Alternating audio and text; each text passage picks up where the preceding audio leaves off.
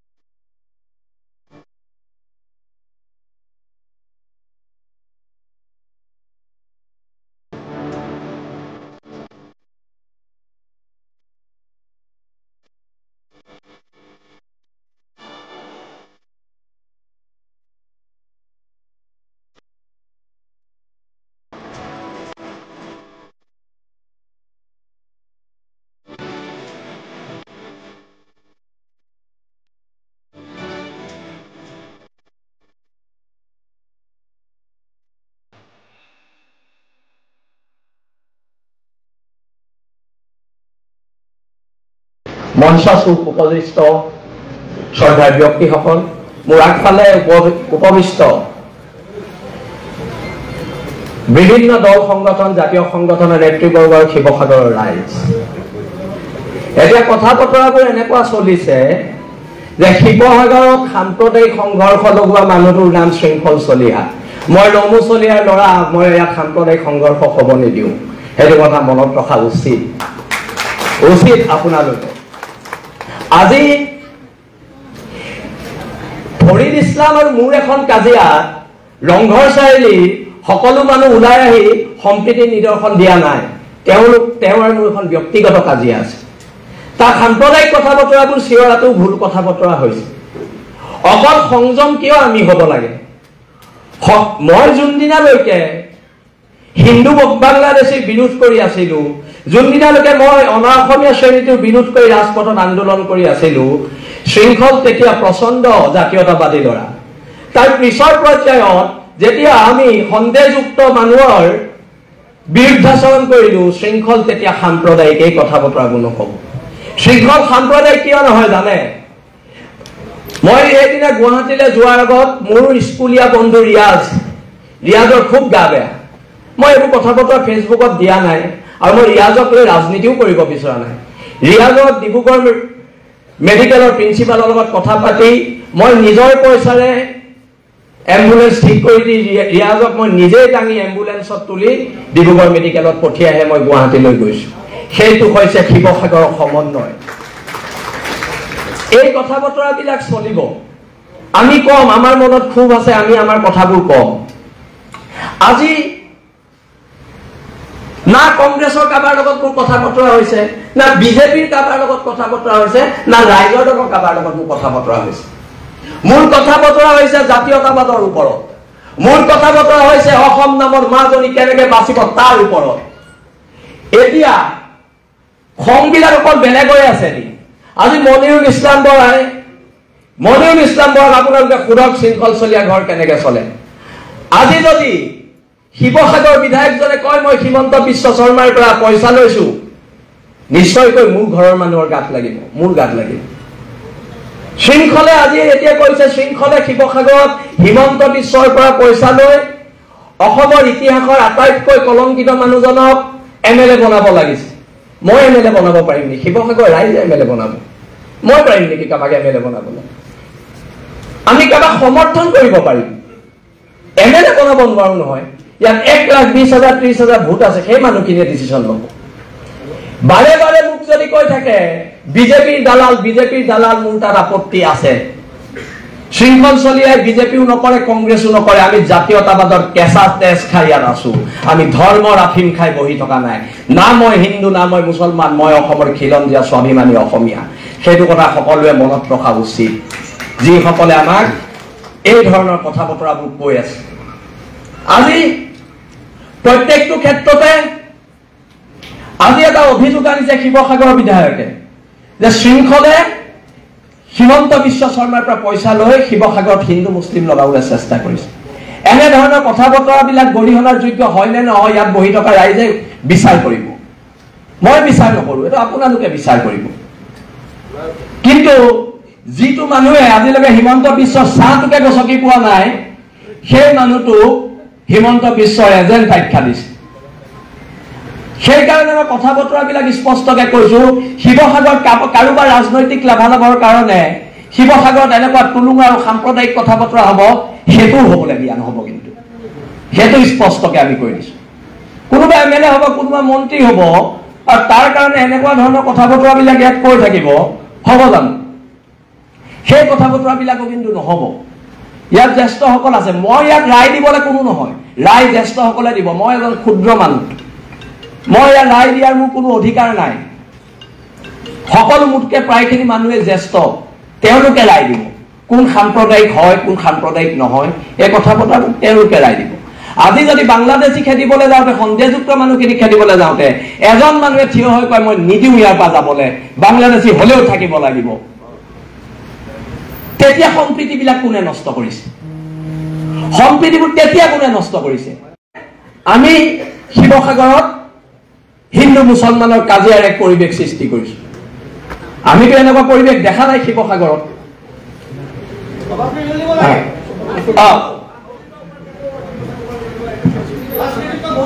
আৰু অনাগত দিনত এখন ঐক্যবদ্ধ সংগ্ৰামেৰে জাতি বাতি ভেটিৰ স্বাৰ্থত আমি সকলো খিলঞ্জীয়া মানুহ একত্ৰিত হ'ব লাগিব।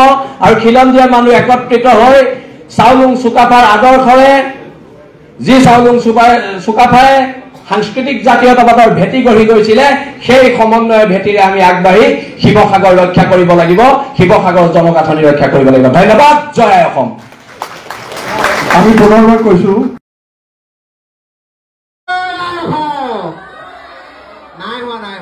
আৰু দুবাৰ জোৰদাৰ জয় অসম। এইবাৰ অলপ ভাল হৈছে। এইবাৰ যদি ভাল নহয় কিন্তু টম এণ্ড জেৰী ডৰেমন চাবলৈ নিদিম মই। অকে, আৰু এবাৰ লাষ্ট টাইম জয় অসম।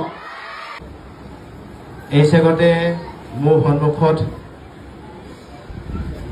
অলপকৈ উৎপাত কৰি থকা মৰমৰ কণমানি আমাৰ আহি থকা দিনৰ দেশৰ ভৱিষ্যত RV365ৰ সমূহ কৰ্মকৰ্তা আৰু অভিভাৱকসকল বিভিন্ন প্ৰান্তৰ পৰা অহা সচেতন অসমীয়া সমাজ প্ৰথমতে বিলাসী থানা অসমৰ তৰফৰ পৰা সকলোকে বৈপ্লৱিক অভিবাদন জ্ঞাপন কৰিলোঁ।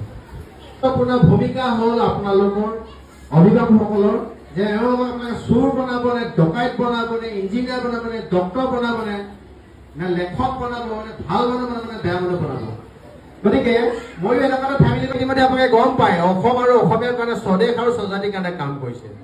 অসম আৰু অসমীয়া আৰু স্বদেশ আৰু স্বজাতি বুলি ক'লে কণ কণ আমাৰ সন্মুখত যে বহি আছে ভাইটি ভণ্টিসকল, কণ কণ যে আমাৰ মইনা মাইনীসকল, এইসকলৰ কাৰণে বিলাসী থানা অসমীয়া কাম কৰিছে।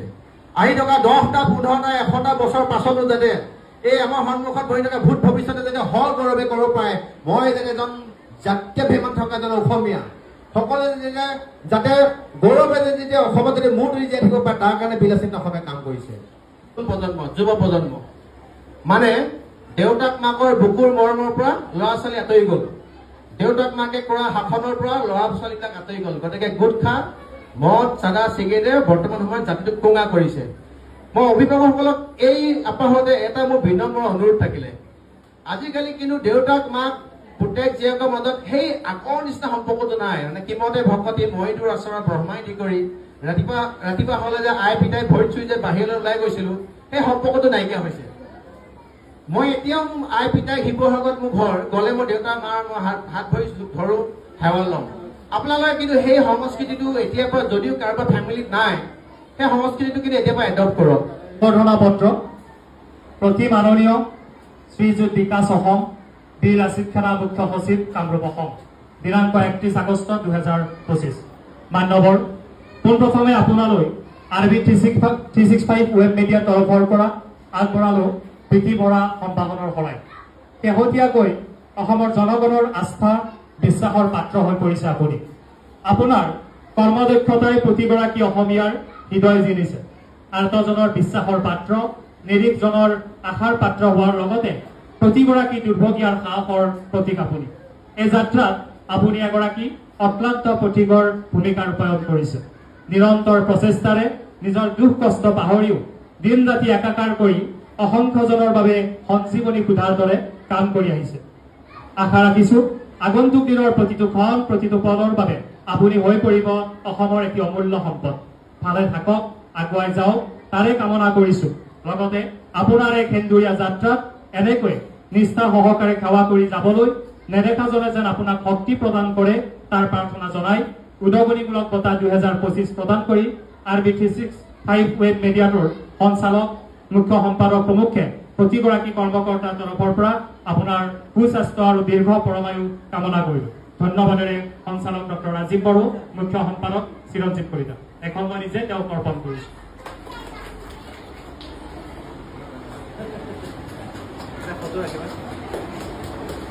দিনটো আচকাই থাকব ইয়াতে এনেকে সেইকাৰণে অসমীয়া ল'ৰা এটাক খিলঞ্জীয়া ল'ৰা এটাক হাত তোলো তহঁতে। অসমীয়া ল'ৰাক হাত তুলিব, খিলঞ্জীয়া ল'ৰাক তহঁতৰ ইমান নাম হৈ গ'ল তহঁতৰ এনেকে। ঘটনাটো মানে পাৰ্চেল আহিছিলে, আপোনাৰ অৰ্ডাৰ দিছিলে, আনিছিলোঁ। তাৰপিছত আপোনাৰ 6টা অৰ্ডাৰ দিছিলোঁ, আহিছে 3টা। তাৰপিছত আপোনাৰ ডেলিভাৰ হোৱাৰ পাছতো ৰিটাৰ্ণ পইচাটো ঘূৰাই দিব নোৱাৰি। মানুহজনে ক'লে ঘূৰাই দিবলৈ, মই ক'লো ঘূৰাই দিব নোৱাৰিম, ৰিটাৰ্ণ কৰি দিয়ক, পইচাটো একাউণ্টত সোমাই যাব, লৈ ল'ব তেনেকৈ বুলি ক'লে। তাৰপিছত সেইফালে মানুহজন আহি পেলাই ডাইৰেক্ট আহি পেলাই মোক বাইকত ফটো মাৰিছে, পইচা দিয়ক নেকি বুলি কয়, চাবিটো কাঢ়ি লৈ পেলাই দৌৰাই মাৰিছে। মোৰ বাইকৰ চাবিয়ে মোকে মাৰিছে। তোমাক মাৰিছে? কোনে মাৰিছে? এই মানুহজনে। কোন হয় মানুহজন? কাষৰে। তোমাৰ নাম কি? মোৰ নামটো ৰাজীৱ বৰা। ৰাজীৱ বৰা, তুমি কিহত কৰি আছা? মই আপোনাৰ ভেলমত কৰি আছোঁ। তুমি আহিছিলা ইয়ালৈ দিবলৈ? কেতিয়া তোমাক মাৰপিট কৰিছে? কেইজন মানুহে কৰিছে? এজনে। ওচৰত মানুহ আছে, চাই আছে, মানে একদম দৌৰাই পিটিছে। ইতিমধ্যে খবৰ পাইছিলোঁ যে ডেলিভাৰী দিব অহা এজন ল'ৰাই ডেলিভাৰী দিব আহিছিলে। তেওঁলোকে অৰ্ডাৰ দিছিলে 3টা বস্তু থকা এটা কম্বো অৰ্ডাৰ। যিহেতু তেওঁলোকে ফটোত দেখিছিলে 6টা, কিন্তু তাত আছিলে ছেট অফ 3 লিখা। তো সেই 3টা অৰ্ডাৰ, যিটো অৰ্ডাৰ আছিলে 3টা অৰ্ডাৰ দিব আহিছিলে, যিটো কোম্পানীৰ পৰা পঠাইছে তেওঁলোকক 3টা নহয় 6টা লাগে। 6টা ল'ৰাজনে ডেলিভাৰী দিয়া ল'ৰাজনে ক'ৰ পৰা দিব?